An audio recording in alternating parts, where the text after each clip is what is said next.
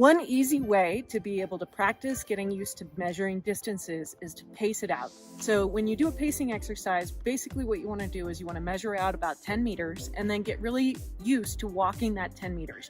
What I like to do is I like to count how many steps I make in 10 meters, and that helps me to both gain confidence in how far I've walked and also just sort of having a good intuition for what 10 meters looks like.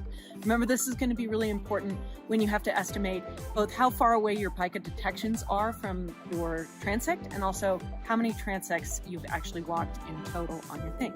One way that I think is really easy to measure out pacing is actually in a parking lot. So if you can find a parking lot with lots of empty spaces, this is good for social distancing as well.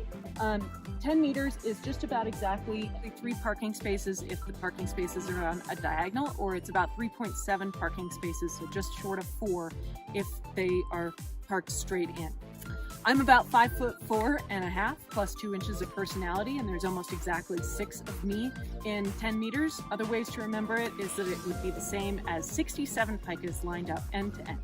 So I've verified this with a laser rangefinder. This is a really handy tool if you have access to one. They're not super expensive. You can get them from golf stores or from big box stores. You could also use a tape measure or a sort of a long meter tape if you have access to one of those.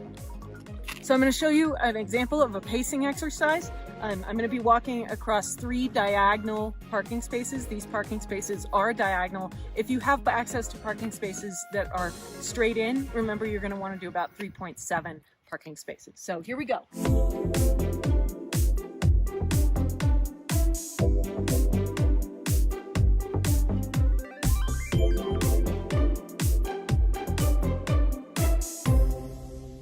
So for me, that's 10 meters is almost exactly 13 steps. And doing this may make you feel like you look a little bit funny, but it's a great way to get a good intuition for what 10 meters looks like, so that when you are out walking your transects, you have a good intuition for how far away pikas are when you detect them, and also how far in total you've walked. All right, it's also a good idea when you're out hiking to practice quizzing yourself on about how far things are. This again is made much easier if you have a laser rangefinder so that you can actually test whether or not you're right. But you can also just sort of like look at things, pick some landmarks, or have your hiking buddies, for example, pick some landmarks and quiz you on it. Like, how about those shrubs out there? How far away are they? Those shrubs, I think, are going to be about 35 meters. But let's double check.